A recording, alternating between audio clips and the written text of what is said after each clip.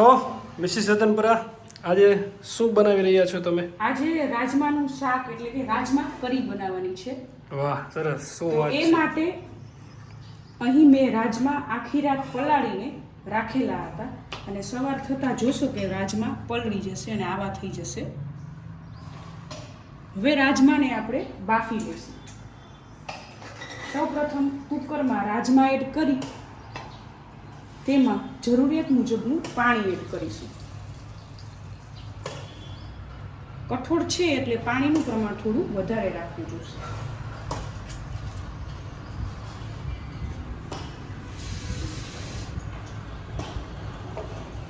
જરૂર લાગે તો થોડું પાણી ઉપરથી એડ કરવું. હવે ત્યારબાદ તેમાં તમાલપત્ર અને તમાલપત્ર અને તજને એડ કરીશું.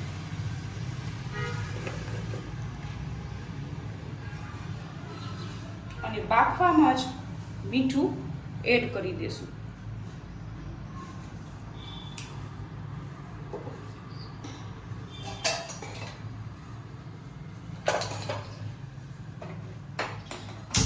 હવે રાજમાને મીડિયમ ફ્લેમ ઉપર બાફી લેશું.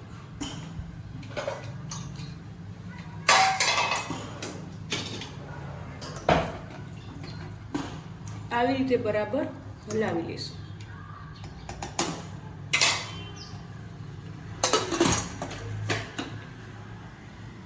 ગેસની ફ્લેમ મીડિયમ રાખીશું.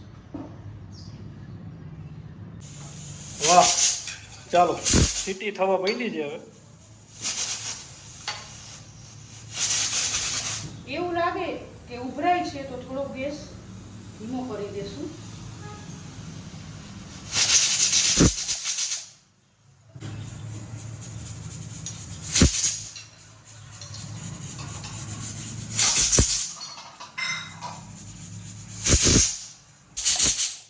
દસ થી 15 મિનિટ બાદ આપણા રાજમા બફાઈ ગયા હશે.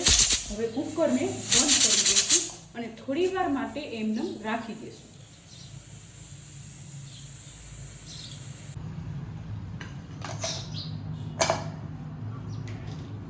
હવે બફાઈ ગયેલા રાજમાને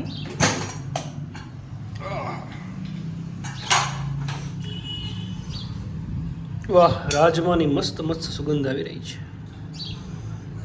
તજ એડ કરવાને કારણે એકદમ સરસ સ્મેલ આવશે. આપણા રાજમા બફાઈ ગયા છે. હવે રાજમામાંથી વધારાનું પાણી આપણે આવી રીતે કાઢી લઈશું.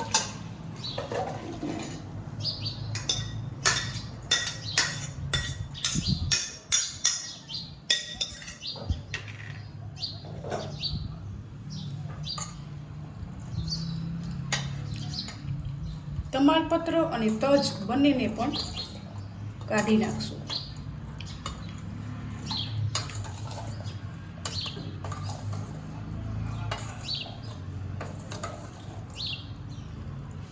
તમાલપત્ર તો જ ખોઈ ગયું, મળતું નથી. મેં કરશે કે આથી કોલું કાઢ વઘારમાં આવે તો કાઢી લે. હવે આપણે વઘારની તૈયારી કરશું. એક કઢાઈને ધીમા તાપે ગરમ કરી તેમાં સૌપ્રથમ આપણે તેલ એડ કરીશું. અહીં મેં 2 ટેબલસ્પૂન જેટલું મગફળીનું તેલ લીધું છે. આ સબ્જી ગ્રેવીવાળી હોવાથી તેલનું પ્રમાણ થોડું વધારે રાખવું. તેલ આવી ગયું છે તેમાં સૌપ્રથમ આપણે થોડી રાઈ, જીરું, હિંગ તેમજ સૂકા લાલ મરચાં અને બાદિયા એડ કરીશું. હવે તેમાં પીસેલું લસણ એડ કરીશું. જો તમારા ઘરમાં આદું પસંદ હોય તો તમે થોડું છીણીને તાજું આદું એડ કરી શકો છો, જેના કારણે ગ્રેવીની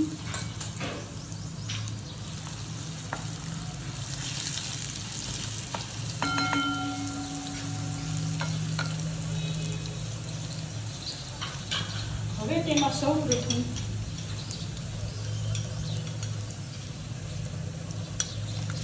ડુંગળી એડ કરીશું.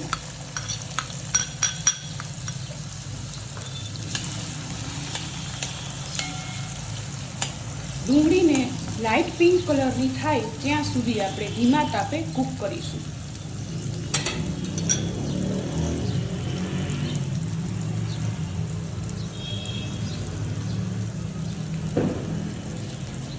જરૂરિયાત મુજબ થોડું મીઠું એડ કરીશું. આપણે રાજમા બાફવામાં મીઠું એડ કર્યું હોવાથી આમાં મીઠાની માત્રા ધ્યાન રાખીને એડ કરવી. તમે જોઈ શકો છો કે આપણી ડુંગળી ધીમે ધીમે પિંક કલરની થવા લાગી છે અને તેની સુગંધ પણ તમને આવવા લાગશે. આ સ્ટેજ ઉપર આપણે ઝીણા કટ કરેલા ટમેટા એડ કરીશું.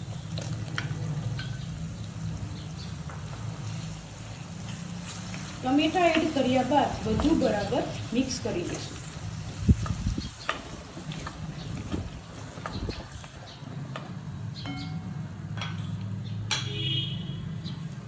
હવે તેમાં બધા મસાલા એડ કરીશું. સૌપ્રથમ તમારા ઘરમાં જેટલું તીખું ખાતા હોય એ પ્રમાણે લાલ મરચું પાવડર એડ કરો. અહીં મેં 2 ચમચી જેટલો લાલ મરચું પાવડર એડ કર્યો છે. ત્યારબાદ અડધી ચમચી જેટલી હળદર એડ કરીશું અને 1 ચમચી જેટલો ધાણા જીરું પાવડર એડ કરીશું.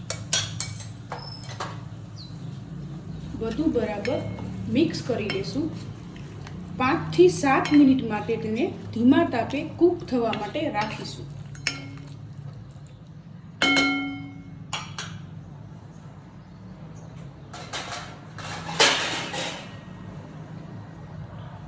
થોડી વાર ઢાંકીને રાખવાથી ટમેટાં અને ડુંગળી ઝડપથી કૂક થઈ જશે. 5 થી 7 મિનિટ બાદ આપણે જોશું કે ડુંગળી અને ટમેટાં બરાબર કૂક થઈ ગયા છે.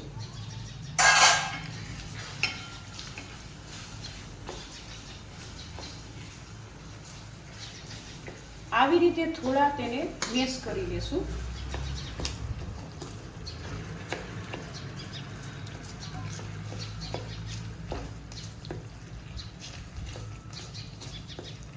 તમને જરૂર લાગે તો તમે મેસરના ઉપયોગથી પણ આવી રીતે વેજીટેબલ્સને પ્રેસ કરી શકો છો,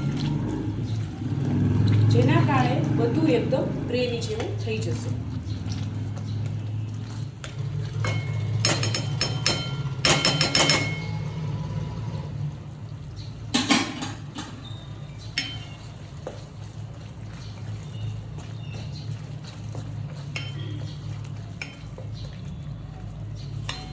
હવે આપણે તેમાં બાફેલા રાજમા એડ કરીશું.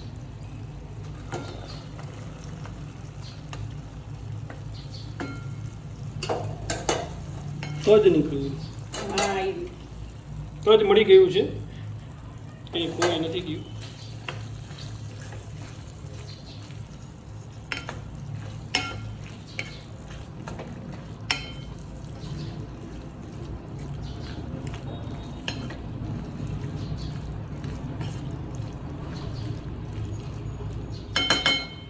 હવે તેમાં થોડા બીજા મસાલા પણ એડ કરીશું.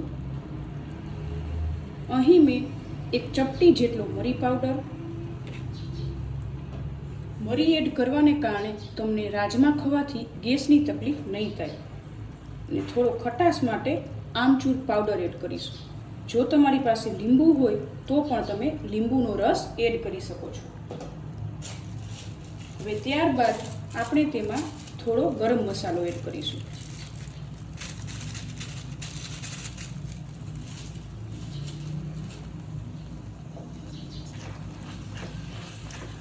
મસાલા એડ કર્યા બાદ મસાલાને બરાબર રાજમામાં મિક્સ કરી લેશું. અત્યારે તમને થોડું ગ્રેવી જેવું નથી લાગતું, પણ ગ્રેવી કરવા માટે આપણે તેમાં આ રાજમાનું બાફેલું પાણી એડ કરીશું. આ પાણીમાં પણ ઘણા પોષક તત્વો હોય છે, એટલે આ પાણીને ફેંકી ના દેવું. તેનો ઉપયોગ ગ્રેવીમાં કરી લેવો.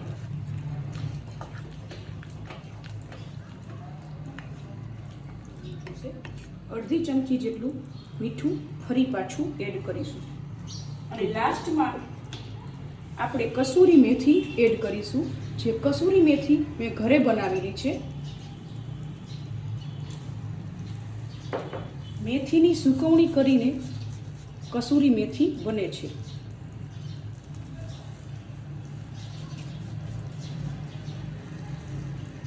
જેને મીઠાની તાણ વધારે હોય એને મીઠું જાજુ નાખવું, અને જેને મીઠાની તાણ ઓછી હોય એનું ઓછું નાખવું. મીઠાનું તાણમાં નહીં, ખાવાવાળામાં મીઠાની તાણ ઓછી હોય ને એટલા માટે મીઠું વધારે નાખવું પડે, બનાવવાવાળામાં નહીં. હવે આ રાજમાને 5 મિનિટ માટે કૂક થવા દેશું, એકદમ ધીમા તાપ ઉપર. તેલ સબ્જીમાં ઉપર આવી ગયું છે, એનો મતલબ કે આપણા રાજમા એકદમ સરસ કૂક થઈ ગયા છે. હવે ગેસની ફ્લેમ બંધ કરી કોથમરીથી ગાર્નિશ કરીશું. અહીં હું થોડી ઓછી કોથમરી નાખું છું, કેમ કે મારા હસબન્ડને કોથમરી પસંદ નથી.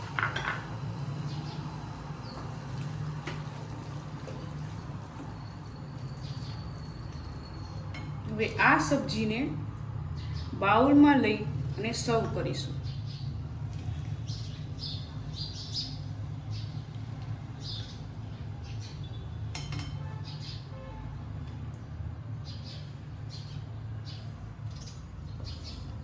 આ સબ્જી તમે રોટલી અથવા તો ભાત સાથે ખાઈ શકો છો.